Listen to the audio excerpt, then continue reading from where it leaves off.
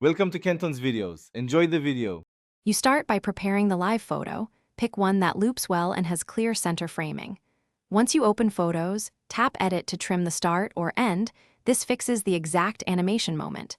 Make sure Live Photo is enabled in the top toolbar, not just a still. Save edits, because the system uses the saved file for wallpaper. This step reduces clipping and ensures the animation starts smoothly when you press the lock screen. Next, you set the live photo as wallpaper. Tap Share, pick Use as wallpaper, and choose Lock Screen. Make sure the live toggle or motion indicator is on, otherwise it will become a still.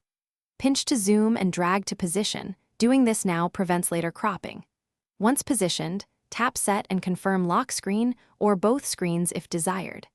This step binds the animated file to the lock screen's press-to-play behavior, so timing and composition match. Finally, test by locking and firmly pressing the lock screen. Your live photo should play. If it remains a still image, return to Photos to confirm Live is active and reapply as wallpaper. Sometimes resaving fixes metadata. Make sure Low Power Mode or Reduce Motion is off, because these settings can stop animations. If problems persist, restart the device.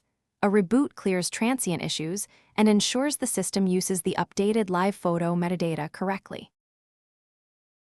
Thanks for watching. Consider subscribing if we helped you.